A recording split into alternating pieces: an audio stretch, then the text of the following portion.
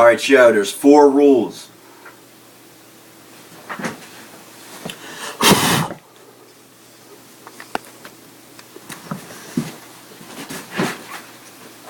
Alright, Joe, there's 4 rules in processing your rap vocals. And once you understand what everything actually is and what it does, then you'll know how to do it. You won't need people to help you with the vocals. These things are just tools. They're not steps like Tony says. Like Tony thinks like there's steps to process your vocals.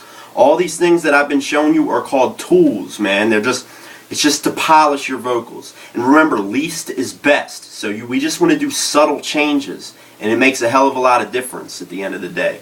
So rule number 1 is cleanup. It's the cleanup step. The cleanup step. Number 2 is the dynamic step. Number 3 is the enhancement step. And number 4 is the modulation step.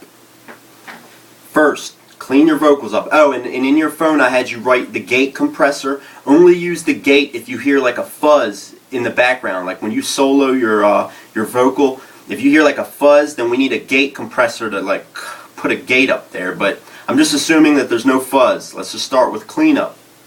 Take the EQ8, just throw it on there. Now, this is going to clean up your vocals by like taking out some unwanted frequencies with this equalizer. You want to put a high pass filter on there. And if you don't know what a high pass filter is, it looks like this. It's like a little slope, and then it just goes across. You know how you see me do it sometimes? It's a slope and then it goes across. That cuts out the bass of your voice and lets the high pass go free. Like it lets the highness of your voice just be free while it shortens the low end of your voice. That's what a high pass filter is. And that way your voice will have a little bit of crispiness to it. So cut off the bass of your voice a little bit, and you can even like bring it in further and just use your ear to hear if it sounds better in a different spot. But usually just a nice little subtle slope and all the way straight over. It's a high pass filter. I even drew it out for you. You know, your EQ should look like this. That's a high pass filter. And see these middle dots right here? That's the mid-range. Pull them down slightly like I have it drawn out. Just these two, just 2 here in the mid-range. Bring them down a little bit. That way it takes out also some like certain clicks, like not clicks but like certain frequencies that will sound better once those dots are brought down a little bit. So the high pass filter and those mid-range dots pulled down. Alright, that'll clean up your vocals pretty good, and they'll even start to sound pretty like nice and crisp at this point. So after you have your vocals cleaned up, step 2 is the dynamics, which is how the waveform looks, how it's, you know, those lines, it looks like like one of those heart monitors or whatever, like the dynamics of it. You need a compressor so it's not as dynamic. A compressor is going to, you know, knock some of those big lines down and bring some of those small lines up. So drag the compressor over. Alright, once you have the compressor there, you just got to compress your vocal. That's it. And if you don't know how to compress, I'm going to show you, or I'm going to tell you. It's simple. It's very simple. Alright? Alright, you now know what a compressor does. It brings the loud down, and it brings the down louder. I mean, it makes the lower turn loud, and it makes the louder turn lower. So it's nice and even looking.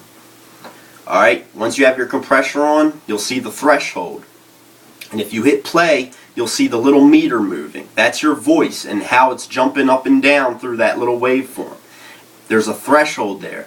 You pull that threshold down so it's like a couple, maybe 3 or 4 decibels below the peak of that little, you know, that little meter that's jumping. So you want to pull the threshold down a little bit. You know what I'm saying? Because the threshold is at your lowest point, and that's when you want it to start compressing over top of that, whatever's left over from the top of that threshold point. So once you pull your threshold down, look at the attack, release, and ratio. Those are how you're going to compress. Make a pretty fast release and a slow attack. So turn the attack, you know, fairly, like maybe 70% along the way. So that's a slow attack. And then make sure the release is like, it's quick. It's very short. So turn it on the short end. So it's a slow attack and a fast release. And then take your ratio. And for hip hop and rap vocals, a lot of engineers use 401. You know what I'm saying? 401 is a good ratio for a compressor. That means every time that little meter goes above your set threshold, it's going to go down -4 for every 1 decimal. That's why it's 4 to 1. Because every 1 decimal above it, it's going to go minus 4 decimals down. It's going to squash it down 4 decimals each one that it goes above it. And if it's hard for you to understand, I kind of drew that out too, what your compressor should look like. Look at that. There's the little meter. And here's, you know, pull it down. Here's where it's at. Pull it down to about there. Slow attack. Fast release. And if you want, you can nudge the volume up just a tad if it sounds a little low. And the ratio 4 to 1. So have your compressor like that. That's dynamics. Now your vocal is compressed. We can move on to step 3, which is enhancement.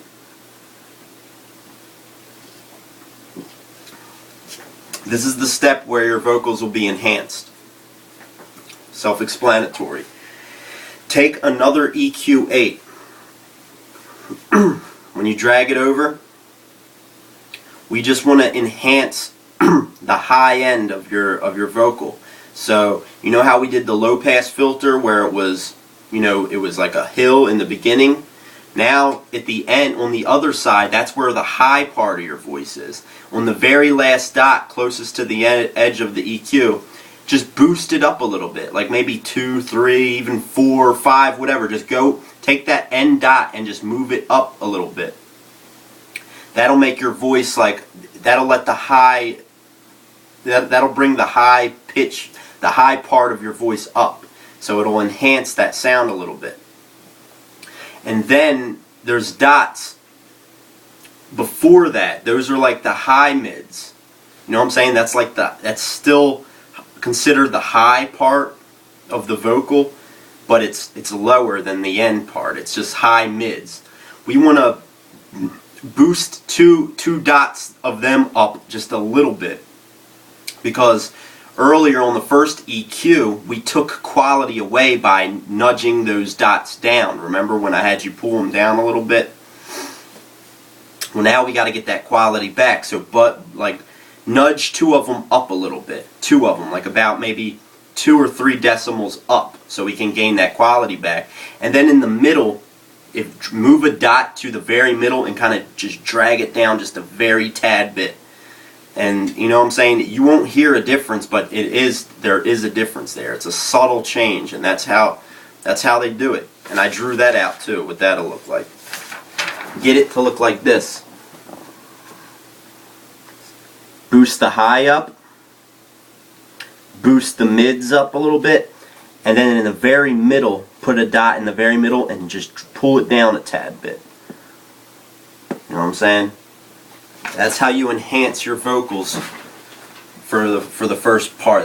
Enhancement is a 2-part rule. So we enhanced it with the equalizer now. Now duplicate the track. And on the duplicate, we have to distort this track so it'll bring thickness to your vocal. So we got to over compress the duplicate. So drag a compressor on the one that you just duplicated and just do the same thing, only this time we're not going to subtly compress it, we're going to over compress it. So pull the threshold like way down, not to the bottom, but pull it way down. And then turn the ratio up to like maybe 6, 7, 8, anything that's, you know, a lot more than what we did first. We did 4 to 1 before, now do like 8 or something like that. That way it'll over compress them, because we want distortion, and it'll sound like shit if you solo it. That's how we want it to be. And make the attack and release very quick. So turn both of them quickly, and it'll distort it. And if it sounds too awful, slightly adjust the attack and release, like let up on them a little bit, just a tad bit, and listen closely for the sound to become more clear on that. But we want to over compress it to cause distortion. We want distortion on the second track. And once that's distorted and compressed, like over compressed, turn the volume down low so it's not real loud, because we just want it to thicken the first track that we did. So listen to them together, and the overall vocal sound should be a lot thicker and fuller and better. Just make sure that the distorted track is turned down low, so it's not so we don't hear all distortion. We just want it to be a tad bit of distortion. That's the enhancement step. Now your vocal is enhanced, and you probably can't even tell a difference really, but trust me, there is a big difference that you've done already.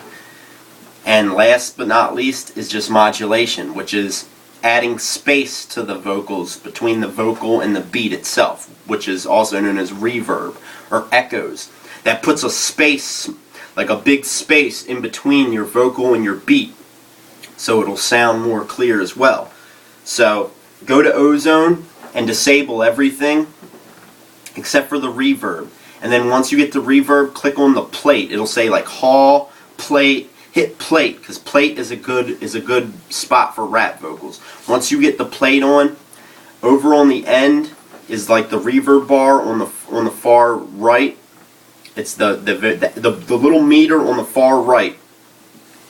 Drag that up to about 3%, because that's like your reverb meter. So 3% is all we want, and then the rest of those little meters, just nudge them down a little bit until you get like a good reverb sound. And do that on a duplicated track. Don't do it on the main track. Duplicate the track a third time and just add that reverb to that track and adjust it until it's like until we're not hearing all like reverb. We just want it like a subtle reverb on that third track. And that's it. Add your reverb and then go to Nectar. Disable everything on Nectar on that third track as well, and use the echoes and the the mix bar and the syncing. Sync your echoes like I said in the last video, and just get the echoes very subtle. That way they'll blend with the reverb good and it'll sound good. And once you have that echo on there, go back to the first track, the main track, and go back to Nectar put Nectar on that track and disable everything except for the de-esser, and bring the de-esser